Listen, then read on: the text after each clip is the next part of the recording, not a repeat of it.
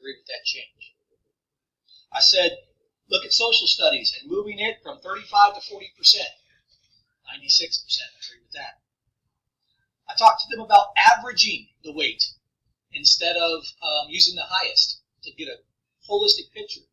93% of them agree with that. The area that they had consternation over was whether we used a ranked system or whether we used we held with our minimums. There was concern over that because of the fact that we're talking about apples and oranges. We're talking about a pre-K test that measures student readiness for kindergarten versus a growth measure in the MAP scores that are looking at how much of the content did the student learn over the course of a year. So the pre-K test we're using pre-K test, the circle test pre-K measures the students against readiness for kindergarten. Are they ready to enter kindergarten? Okay. Whereas the other ones are actually measuring the content of the instruction. Actual instruction. Right. And throughout the year. Versus readiness. Two different things completely. Absolutely.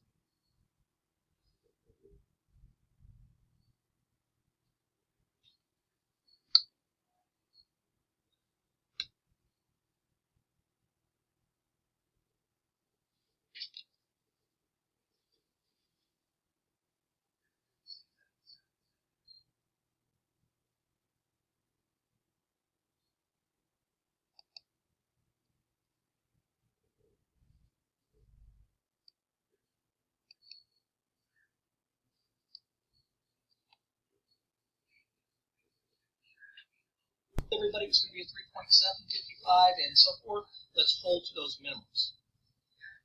Go ahead. How many people responded to this survey? There were 56 out of the 77 that responded. 56 out of 77. Yes, ma'am.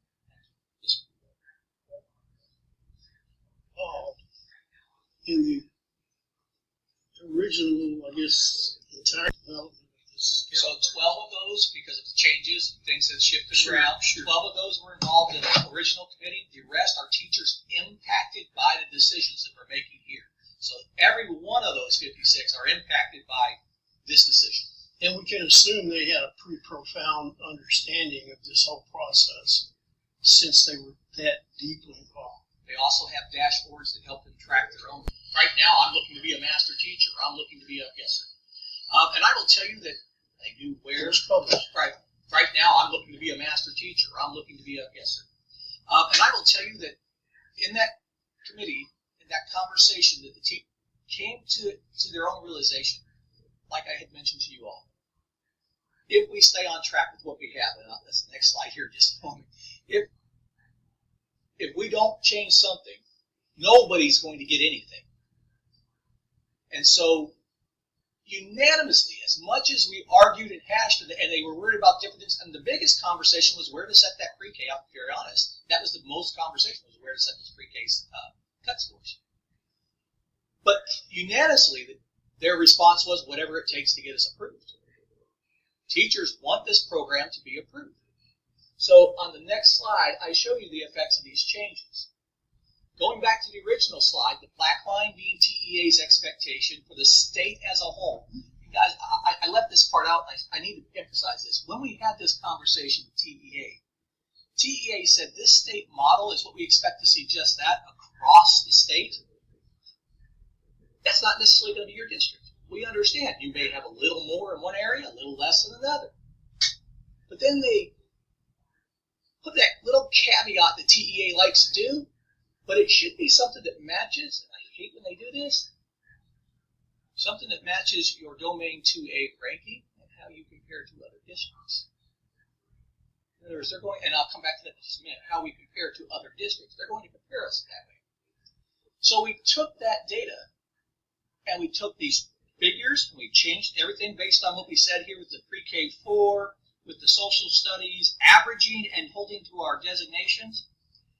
And down below in orange, when we submit that to TEA, we get that data back. They're expecting to see about 2.3% of our teachers with master designations, say certifications as a designation, about 10% exemplary, and about 14.1 come back as recognized. Our actual data is 1.9 masters, 9.9 exemplary, and 13.6. In other words, when we submitted it the second time under these changes, we pretty much match what CEA is expecting to see. It still doesn't, I will come to this real quick, it still does not guarantee us a designation or approval. So here's why. As you turn the page, this is how it affects everybody. It affects everybody by our initial data from the state. If I took the same 1,325 teachers, you would have 437 teachers receive some designation. Our initial data had 404, but as you can see how skewed it was compared to the state data. Our adjusted local designation is 336. What happened to that teacher? Because I said we went from 404 now to 336, right? Here's what happened. 20 teachers left our district. We are not allowed to designate teachers who are not with us this year. They have to not only be with us throughout last year's data collection, but they have to remain with us through data submission again October 20th, and final approval in February. So if they're not with us through February, we can't even submit them as a designation. So we do get to submit them as long as they remained in a teaching position. So if I left from a reading teacher and I went into a interventionist and I'm still working with students directly and interviewing, I can. I left and became a facilitator or a CIS or an AP. And that's going to count against the teacher that stayed in the classroom by one person. That's going to count against the teacher that stayed in the classroom by one person on your record. It can. Hell yeah, it does. So what, I've already calculated all that, sir. What I mean by that is I've already looked at that and said, okay, we've got 20 teachers who are no longer with us. So my data is all we have currently existing in the system that are still in teaching positions. I'm not looking at those who have already left into AP or facilitator position. Tell me that again, Jerry. So all of this data, this 437, this 1,325, are based on teachers who are still with KIE that are in teaching positions. So basically 1,305 teachers that we still have in KISD in teaching positions. So we're not penalizing a teacher who stayed in the classroom by these people moving away and teachers leaving the classroom to go to balance.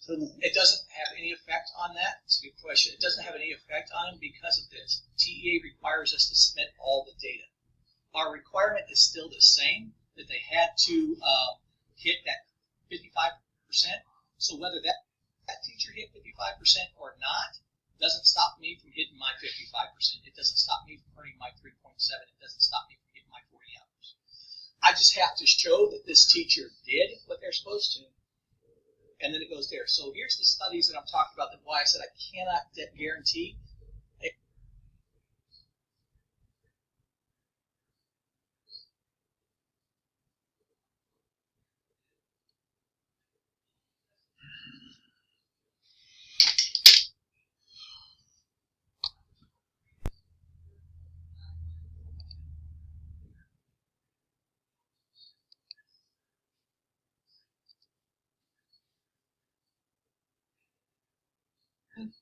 The data that are in the same domain 2A rating as us. So we're a domain 2A, we're a C-rated district. They're going to designate is just that. We created it.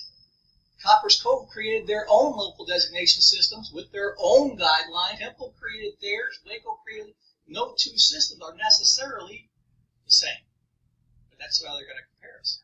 The data that they're going to use is the same. But that's how they're going to compare us. The data that they're going to use to compare us, though, is two pieces of evidence. Teacher observation scores, T-tests, and student growth scores. That's what everybody's submitting consistently. So they're going to compare those 295 up to a 3.49 match with TEA. So we go over TEA by almost 11% points in reliability with them, just on these issues alone. So I'm confident, I can't say positive, I'm confident with these changes, we stand a chance of making a designation. If we're that closely aligned to what their expectations are, but TEA is TEA. I can say about that. Let me jump in there. Let me jump in there real quick. Yes. Ms. Parson has been waiting for a question. Still want to get back to the recommended changes. I have concerns that we are leaving this up to 4% of our district employees. Wonders how different it would be to very quickly get that survey out to all 13 that qualify and let them at least participate in this. I think the question, though, is at the risk of it not being approved. Not being Approved. That's the challenge in the sense that if we know, and we're pretty confident, which I think it's pretty safe, Jerry, to say we're pretty confident that if we submit the data validation or data for validation as is, without the suggested changes from the committee, will be another year before any allotments are distributed. I was just going to say, not Ms. Person, not to. The benefit of the way Jerry's done it is the people that were involved were classroom teachers that had a pretty profound understanding of the entire process. If we did a mail out, you're going to have a lot of people that just simply don't have this very complicated information upon which to make a good decision, in my opinion. They are, and if I recall, started with core subject areas, and Jerry and team are working on the second phase, which is going to be inclusive of art portfolios and other measures, which are even more difficult to find, if you will. My concern is that if we don't make changes prior to the submission date in October, I believe it's October 22nd. Is that right?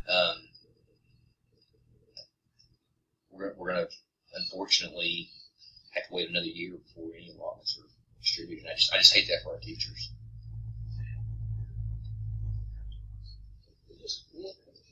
I don't understand if the agency approved our plan, and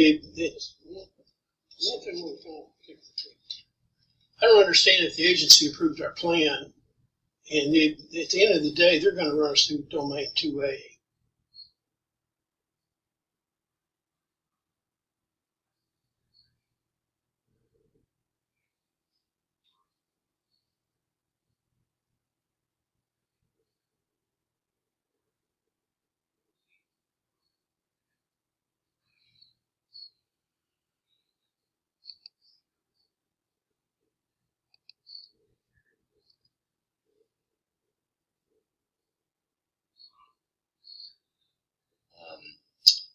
Approved and funded by the last legislative session.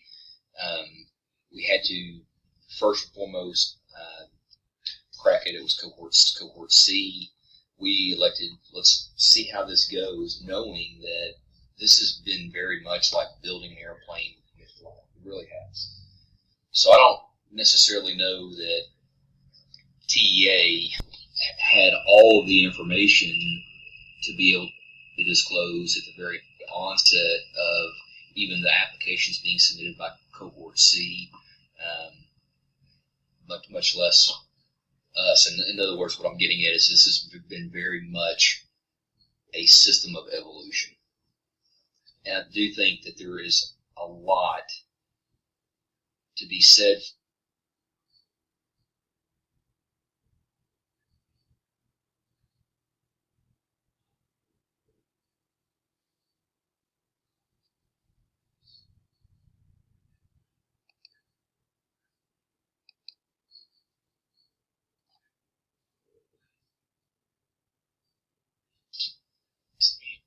If you recall, how many districts, I'm not about schools, like some people, you can have plan can encompass. I just want to do Audie Murphy. Does that make sense? I just want to do one school.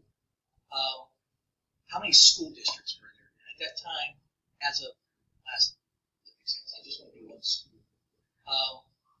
how many school districts were there? And at that time, as of last May, only 36 schools undertaking this. This is the largest group. We're literally growing by leaps and bounds. And it truly is supporting the idea that TEA is starting. We're literally dealing with 235 districts, all these different questions about how do we do this, how do we do that, what about this? They're shifting on the fly. I will tell you, I want to add one positive note. I told you it's not just one, there's many of them, but 336 to be exact. But on a positive note, if we were to be approved, and we were looking at this year's funding right now, TEA looks at our winter snapshot, and based on our SES, this will change. I just want to throw that out real quick, a little bit based on the calculation pieces. But if we get approved, we stand to earn $2,663,624 in incentive awards of our teachers. That's what I'm trying to get. $2 million in incentive awards for our teachers. That's what I'm trying to get. $2,663,624.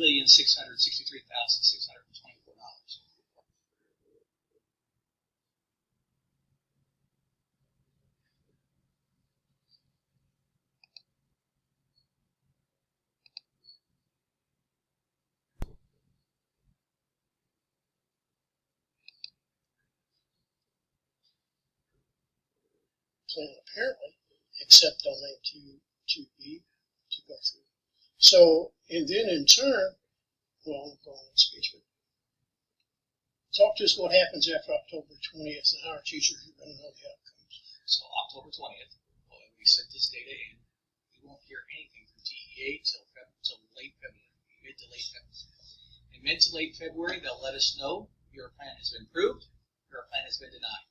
If our plan has been approved, we'll know at that point that every teacher, when they approve it, every teacher that we submitted for a designation will be awarded that designation. So it's not a, hey, we're going to change this one too. You said this teacher is a master's teacher. We approved your plan. That teacher is a master teacher. So that's what's going to happen there. In April, because they wait till the March snapshot window to change those SES numbers, they will then determine the amount of funding that goes out to the district for each teacher. That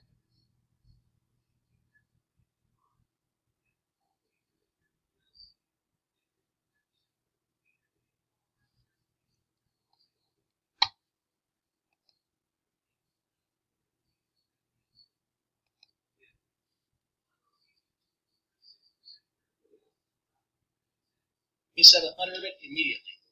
The other 10% either goes to your campus percent growth, even if they didn't qualify for designation. As long as they all get 55% growth with your students, then the money gets split up between the teachers and that PLC.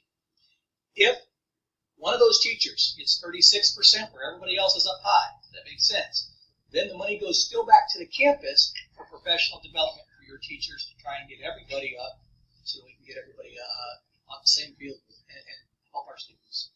So that was the plan approved by the school board a year and a half, 18 months ago when we brought it. Jerry, your $3,000 is hypothetical now.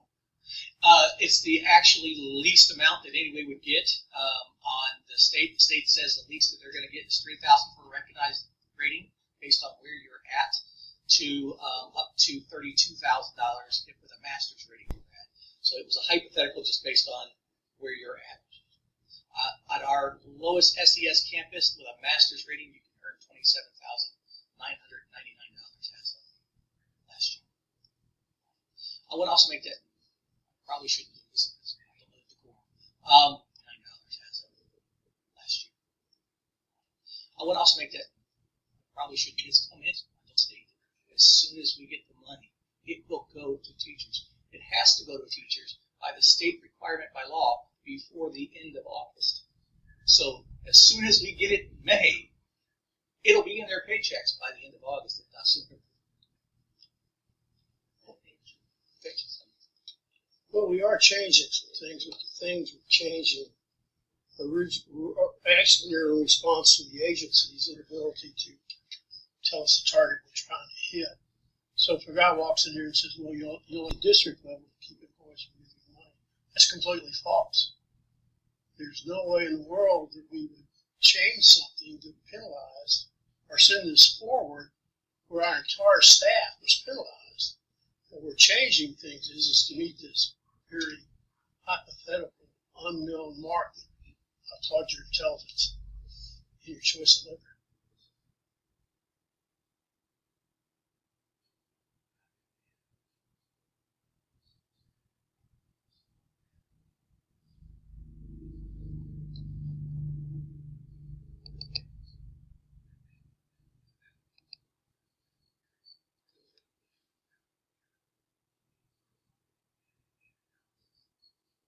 Requirement, because in my view, they failed to give us the information we needed at the time our model was approved. John says they probably didn't have it. Jumping through. How many times did we meet with them? No, the agency. We've met with them 12 or 13 times in various webinars throughout the year, but we didn't start talking about data and data analysis until July 27th. It's embarrassing for the agency, in my opinion. I know. Data and data analysis until July 27th. It's embarrassing for the agency, in my opinion. I know you don't want to. Mr. Jones. It just seems odd that we would have a system allowing for incentives, but not some more solid black lines about what we have to do. There's so much gray. I think it's appreciative for districts to be able to write some of their own guidelines, but at the same time, it's subjective to opinion. And then the measures, the student growth, and the teach trust development. And I think that's a good measure. But those other 5 areas are almost like extra credit that we don't know about. It's subjective to how they're going to review it after they've reviewed these other growth measures. So it's very complicated. Other growth measures. So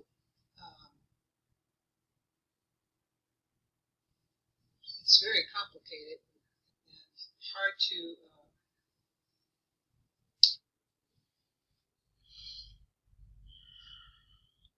do this or give us more guidelines or parameters in how they value whether they choose us as a domain 2A district or etc.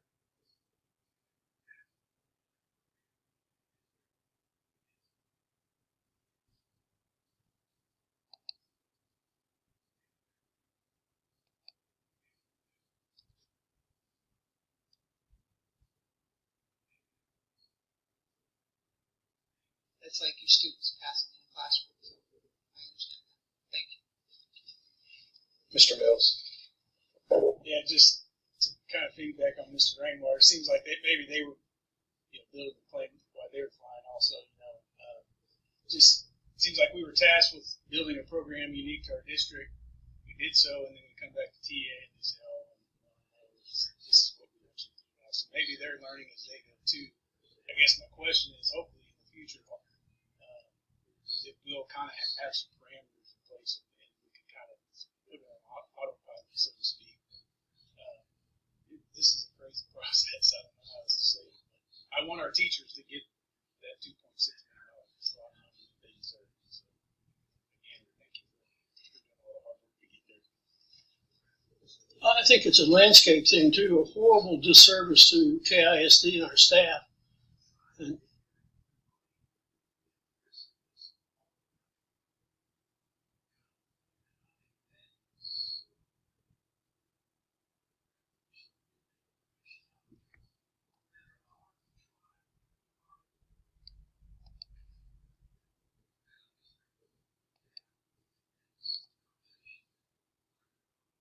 information to our classroom teachers, so they'll have a sense of what we've done to try and get everyone their money in the risk of this all or nothing kind of plan. And I think that is so important, Dr. Kraft, that we start getting that information out, because no matter how hard we try, no matter how hard we work, there's going to be, as we heard today.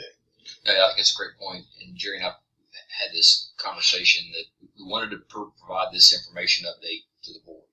We don't want to get ahead of the board, but yes, we've got to follow up with the entire staff and making sure that they understand ahead of the board. But yes, more importantly, why, which is to ensure, try to ensure that we qualify for this allotment, that our teachers are actually, they've received the allotment in the plan year that we've applied for. What year?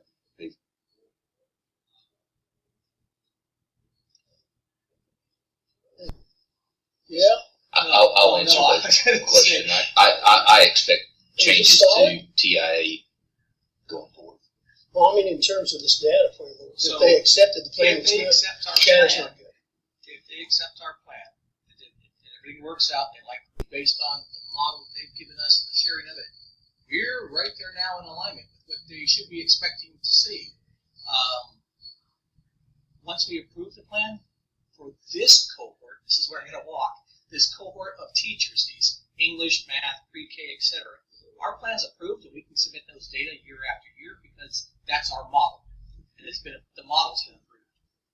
Where it's going to differ is, as Dr. Kraft alluded to, we are now working on the next 185 different courses that are everything from art to music to geometry to pre-calculus to US, you get the idea, and all of those are going to be different tests and trying to determine what those measures are. We were fortunate, last time we were here, Mr. Mintz, you've been trying to determine what those measures are.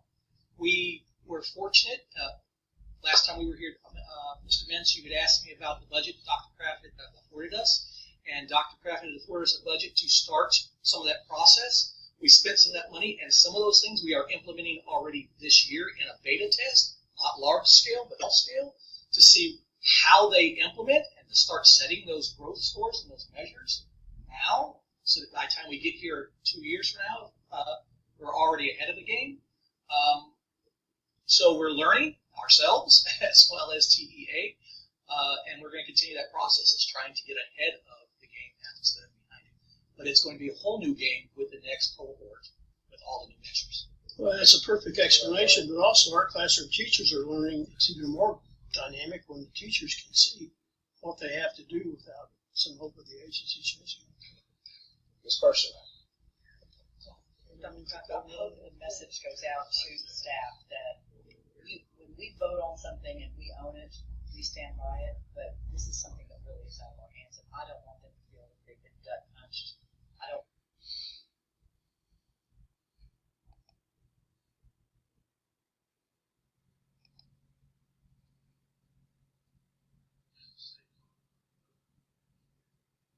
Including the committee of teachers, because I mean this is really their program if you really get right down to it. And while it has to be facilitated, obviously, work on communication. Well, just to say, talk about a gun pointed at your head when the agency says, "Hey, district." Communication. Well, just to say, go ahead and move the goal line forward. That's all it's done. I mean, to say that to a district in a brand new setting with unknown parameters, and then they approve a plan, and then now they decide, the data's not good for the plan that we approved, without giving you any heads up, and you met with them 17 times or more, and you're a smart man. You know, it's disheartening to me where the agency says, "Oh, by the way, it's everything or nothing, classroom teacher." Ms. Jones. I think one of the things we're talking about was the longevity piece of the employee. I find that intriguing because I think that could benefit us across the state. Is the teacher has to remain in the district and they have to remain in a teaching position past the DAT. So it can't be the day after the report submitted they're out of there. So I do think that's a good carrot. I do like that. Ms. Jones, another carrot about that is when you earn your designation, that designation stays with you 5 years, and as a teacher, you get that award based on where you're at for the next 5 years. If the data, because we're going through it, so other side of this, we are under data collection again this year, just in case we get denied, then we get feedback from TEA about data collection again this year, just in case we get denied, then we get feedback from TEA about what to change, and we can adjust it before we submit data next, so we can try and get them. But on the flip side of that is, if it raises a teacher's designation, let's say right now we're recognized, but next year we get exempt over, and now they're an exempt teacher. But in that school district. No. So they can come up and police and temple or accomplish. It is a Texas awarded incentive. It is not a KISE or temple, right? So, and as long as they remain in Texas, awarded incentive, it is not a KISE or temple, right? So, and as long as they remain in Texas at a Texas public school. Mr. Mills. On that thought, As long as they come back within that 5-year window, if they earned it like last year and were with us this year, came back, that designation would get us good for 5 years. So when they came back, they could get that for the last 2 years. And then if they participated again and got renewed, then they could get another 5 years. Just to say again, I think the whole thing was about student performance. So if you'll understand this in terms of teachers who are very successful, you say, hey, I can get 25K if I go to a low-performing school and remain on this scale. I think that's more dynamic than just about anything else we could do, and certainly would help our low-performing schools almost.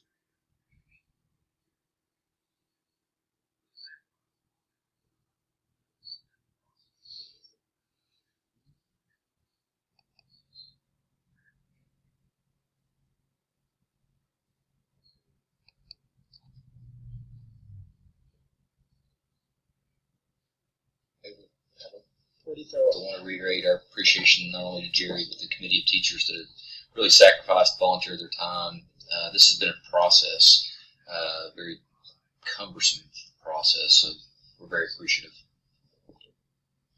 All right, we'll move on to agenda item number 11, consideration of Texas Education Agency Teachers 2023 and 2023-2024 school years.